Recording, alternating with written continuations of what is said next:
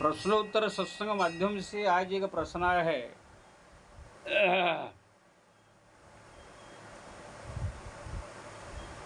हरिहर जी, मध्य प्रदेश। उनका प्रश्न है कि उड़ीसा में कोई एक संत अच्युतानंद करके लिखे हैं, जो मालिका, उसमें लिखा है 2025 से 2027 के अंदर कलयुग का अंत हो जाएगा। इस संसार में बहुत सारे लोग सब मरने लगेंगे। तो क्या ये सब सत्य है? श्री राम श्री राम श्री राम श्री राम श्री राम। देखिए जी, एक है उड़ीसा में मालिका, उसका सब ऐसे बहुत बार उसको लोगों ने जो है पढ़ करके सोचा कि ये हो जाएगा वो हो जाएगा। 2012 में भी बोल रहे थे कि संसार नष्ट हो जाएगा। इसमें जो है संपूर्ण सत्य नहीं है, वो कुछ अंश में जो है उसका सत्य होता है। जैसे आपने कहा बहुत सारे लोग मरेंगे, तो ये हो सकता है, क्योंकि ना जैसे कोरोना आया कितने लाख आदमी मरे, ऐसे ही कोई बाढ़, कोई ऐसे भूखमरी, भूकंप ऐसे आने लगेगा तो लोग बहुत सारे मरने लगेंगे। ये तो हो सकता है, अब होता ही रहता है। कहीं भयंकर युद्ध छिड़ गया तो भी उसमें बहुत सारे लोग मरते हैं। तो ये काम जो है हो सकता है, लेकिन 2025 से लेकर 2027 तक कलयुग का अंत हो जाएगा, अब पूरा समाप्त हो जाएगा, ये सब खाली बेवकूफ़ी की बातें है, कुछ नहीं। हमारा जो ये भागवत शास्त्र जो व्यास जी का लिखा हुआ, व्यास स्वयं जो है भगवान का अंश अवतार है, उनकी लिखी बात को ज़्यादा महत्व दिया जाता है।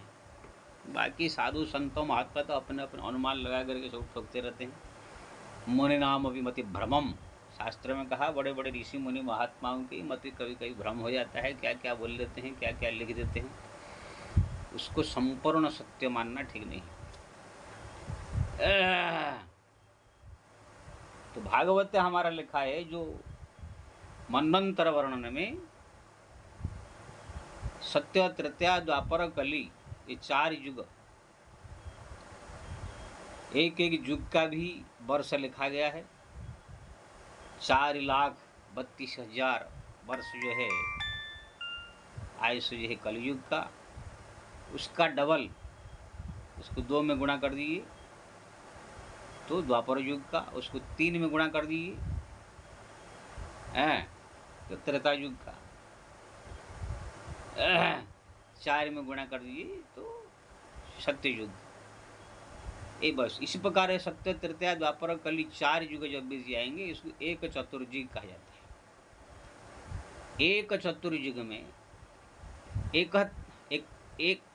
71 इसी प्रकार 4 युग जाएंगे। सत्य, त्रेता, द्वापर, कली 4 युग गया। इसी प्रकार 71 बार, 70 और 1 बार जब चतुर्युग जाएंगे, उसको मनवंतर कहा जाता है। ये मनवंतर जब आएगा तो सब देवता बदल जाएंगे, इंद्र बदल जाता है, नया इंद्र आता है, नए नए देवता सब आ जाते हैं। सब जितने देवता सब उनका पुण्य फल नष्ट हो गया, खत्म हो गया। वो अपने कर्म के अनुसार फिर जिसको जहाँ जन्म होना चाहिए, मनुष्य भी हो सकते हैं, पशु भी हो सकते हैं, गधा भी हो सकते हैं, कुछ भी हो सकते हैं, बिना देवता भी ये साधारण जीव प्राणी में ही आते हैं। कर्मवश देवता बने थे। खाली पंचदेव जो है भगवान नारायण, देवियाँ, भगवान शंकर, गणपति और सूर्य नारायण, ये पंचदेव ही भगवत स्वरूप माने जाते। ये कभी जन्म नहीं लेते, बदलते नहीं है कि ये लोग का कभी समाप्ति नहीं होती। बाकी सब देवता एक मनवंतर में बदल जाते हैं। तो इसी प्रकार से जो है 14 मनवंतर जो बीत जाता है, 14 इंद्र बदलते हैं, तब ये संसार एक बार प्रलय हो जाता है, कल्प उसको कहते हैं। जितना दिन सृष्टि चला इतना दिन फिर ये संसार प्रलय हो जाएगा, जल में भर जाएगा। फिर जो है एक कल्प तक प्रलय रहेगा, उसके बाद फिर सृष्टि होगा। ये हमारा जो भागवत शास्त्र आदि का वर्णन है, उसी के अनुसार जो है अभी 7वां मनवंतर चल रहा है। जब से सृष्टि हुआ है सातवां मनमंत्र चल रहा है, यानी कि सृष्टि का अभी आधा जो प्रलय का भी आधा समय अभी बाकी है। और जहां तक हो सके जो कलियुग का 4,32,000 28वां कलियुग चल रहा है, सातवां मनमंत्र की 28वां चतुर्युगी चल रहा है। सत्य तृतीया द्वापर कली, सत्य तृतीया द्वापर कली, इस प्रकार 4 युग 28वां चतुर्युगी चल रहा है। इसलिए इसको 28वां कलियुग भी कहा जाता है, जब से सृष्टि हुआ। अब कलियुग का आयुष्य जो है 4,32,000 है, उसमें सिर्फ 5,000 वर्ष गया है। 4,32,000 वर्ष का 5,000 वर्ष में कैसे नष्ट हो जाएगा? ऐसे तो कभी हुआ नहीं, क्योंकि ना अगर 5,000 वर्ष में कलयुग नष्ट हो जाएगा, सत्य युग आएगा, फिर जो गणना से गड़बड़ हो जाएगा। जो लिखा है शास्त्र में कि कलयुग का इतना आयुष्य, द्वापर का इतना ऐसे उससे गड़बड़ हो जाएगा, गणना बिगड़ जाएगा सब। इसलिए कलियुग का अंत अभी नहीं, उसकी बहुत समय है। अभी तो 5,000 वर्ष हुआ है, 4,32,000 वर्ष जब बीतेगा तब तो कलियुग का अंत होगा। अब उसी समय ये संसार ऐसे नहीं रहेगा जिस समय अंत होने का समय आएगा। रावण ऐसे सारा संसार में अत्याचार अन्याचार फैला कर रखा था, ऐसे सारा संसार में अत्याचार अन्याचार सब फैल जाएगा। तब भगवान आकर के अवतार लेके सुधार करके फिर ठीक ठाक करेंगे, फिर सत्य युग आएगा। हाँ, बीच बीच में ही भगवान आते रहेंगे कुछ ना कुछ सुधारने के लिए। इसलिए जो मालिका फल लिखा हुआ है 27 या 28 या 25 से 27, ये सब क्या है? एक तो लिख के चले गए हैं अपना कुछ और भाषा में। ये लोग आजकल जो पंडित लोग है, उसको व्याख्या करने वाले अपने बुद्धि से सब जो है वर्णन करते हैं। और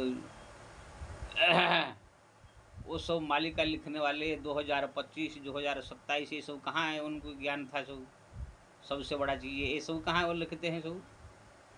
अरे ये जो सन है 1920 2021 ये सब कब से चालू हुआ? ये ख्रीष्टाब्द है, 2000 साल पहले ये सब चालू हुआ है, यीशु ख्रिस्ट जब आए थे। और उसमें ये सब वर्णन नहीं है कि 2025-27 में जो है इसे कुछ स्पष्ट वर्णन नहीं है, एक अनुमान लगा करके कोई ऐसे लिख दिया है। आजकल पंडित लोग को सत्य मान कर खाली कह रहे हैं, लेकिन शास्त्र का अगर सिद्धांत देखा जाए तो अभी कलयुग बहुत दिन बाकी है। हाँ, उपद्रव हो सकता है, बहुत सारे लोग मर सकते हैं, भूकंप आ सकता है, जैसे कोरोना आया था ऐसे महामारी आ सकता है, लाख लाख आदमी मर सकते हैं, ये हो सकता है। लेकिन कलयुग का अंत अभी नहीं होगा, बहुत समय बाकी है। अब ये घोर कलयुग से बचने के लिए मैं तो सोचता हूँ कि केवल हरिनाम ही सहारा, कलयुग केवल नाम आधारा, सुमिर सुमिर नर उतर ही पारा। नहीं कलि कर्म न भगति विवेकु, राम नाम अवलंबन एकु। कलयुग में एक ही मात्र हरिनाम है, राम नाम ही सहारा है। पाप युग में, भयंकर युग में, इसमें कोई नियम कानून कुछ नहीं रहेगा। अभी भी नहीं है कितने नियम कानून। हमारा बड़े बड़े संत साधु महात्मा कथाकार खाली मंच पर बक बक बक बक कर देंगे, लेकिन उनका अगर दिनचर्या देखे तो कोई नियम नहीं, कोई कानून नहीं है। सब माया में फंसे हैं, अन्याचार अत्याचार में सब जो है फंसे हुए हैं सब बड़े बड़े साधु संत महात्मा। ये पब्लिक का तो छोड़ दीजिए। इसलिए केवल हरिनाम ही एक बहुत बड़ा सहारा है। उसी को जो जप करता है इस घोर कलयुग से, वो कैसे भी हो उनका कल्याण हो जाएगा। इसलिए हरिनाम जपे। ये सब कौन मर जाएगा जी जाएगा, ये सब फालतू बात में दिमाग लगा करके दिमाग खराब नहीं करना चाहिए। जय श्री राम।